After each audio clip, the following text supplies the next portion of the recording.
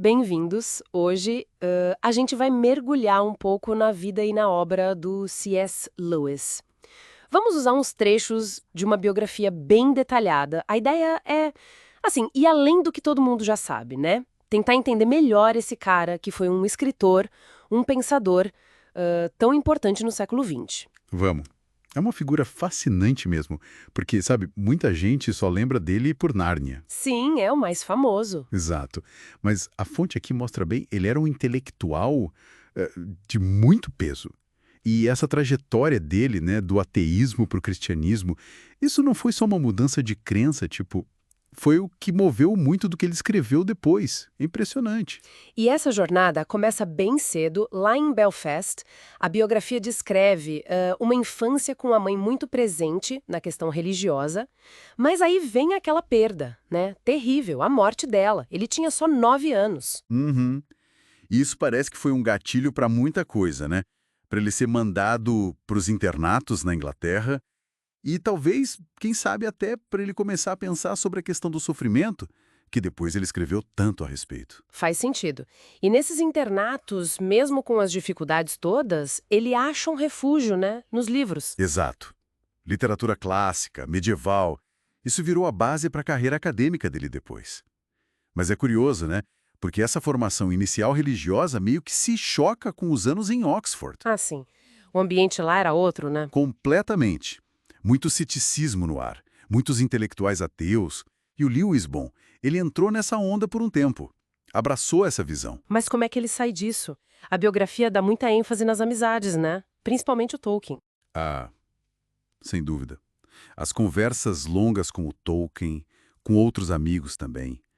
Eles debatiam muito, sabe? Questionavam o materialismo, falavam de mitos, de narrativas. Isso foi, assim, fundamental. Não foi uma coisa tipo, acordei convertido. Foi um processo intelectual, emocional, que levou ele, como ele mesmo descreve lá no Surpreendido pela Alegria, primeiro a acreditar em Deus, no teísmo, e só depois ao cristianismo. E aí essa conversão muda tudo. Ele vira um dos maiores apologistas cristãos do século XX, né?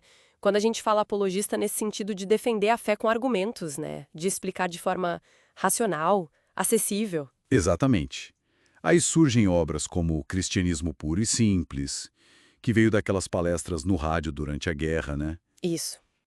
O problema do sofrimento são exemplos claros dessa fase. E o que acho muito interessante na abordagem dele, e a fonte destaca isso, é como ele tenta juntar razão e imaginação. Lógica e sentimento, sabe? Ele não via isso como coisas opostas, né? Não mesmo. Para ele, a razão te leva até a porta, digamos assim. Mas a experiência, a imaginação, ajudam a entrar. Ele usava argumento filosófico, sim, mas usava muito a narrativa, a alegoria. Eram ferramentas poderosas para ele. Falando em narrativa, aí a gente chega em Nárnia, claro. Claro. E a biografia deixa bem claro que, para ele, não era só historinha infantil. Era um jeito de supor, né? Como seria um mundo mágico com sua própria versão de sacrifício, de redenção. É isso. É uma ideia muito boa, né? Não era uma alegoria direta, tipo, cada personagem é uma coisa. Mas ele estava explorando temas cristãos que são universais. Sacrifício, traição, ah, redenção, a fé, tudo dentro daquele universo fantástico. Ele meio que acreditava que as histórias conseguiam furar nossas defesas, sabe? Contra argumentos diretos, chegavam mais fundo. E, ao mesmo tempo, ele tinha essa outra vida, né? A carreira acadêmica séria. Professor em Oxford, depois Cambridge. Sim, um especialista respeitadíssimo em literatura medieval, renascentista. Aquele livro dele, A Alegoria do Amor, ainda é referência hoje. E nesse meio acadêmico tinha o grupo dos Inklings, né? Isso, a fonte menciona esse grupo. Era um círculo de amigos escritores, o Tolkien estava lá, eles se reuniam para ler o que estavam escrevendo, para criticar. Devia ser incrível. Imagina, uma troca intelectual riquíssima. Não era só a tapinha nas costas, não. Tinha debate sério ali. E isso com certeza afiava os argumentos deles. Talvez até tenha moldado partes das obras mais famosas, tanto do Lewis quanto do Tolkien. É difícil saber o quanto, mas que teve influência mútua, isso teve. E mesmo mais pro final da vida, ele continua firme. Enfrentou críticas, né? Tipo aquelas ao livro Milagres, que mexia com a visão naturalista do mundo. Mas ele não recuou, continuou escrevendo, tanto academicamente quanto pro povão, defendendo o que acreditava, sempre com clareza, com rigor. É, e o impacto dele? Bom, continua aí, né?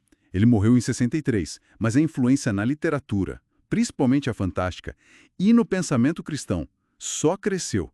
E o fato de ainda hoje aparecer coisa inédita, tipo poemas, como a fonte cita, mostra que ele continua relevante, que as pessoas ainda querem entender essa obra tão diversa dele. Então, para a gente amarrar aqui, o que a gente vê é uma trajetória e tanto, né? Do ceticismo à fé, uma mente que conseguia, sei lá, conectar a lógica da academia com a imaginação das histórias, deixou um legado como professor, como defensor da fé e, claro, como um contador de histórias que, bom, continua encantando muita gente.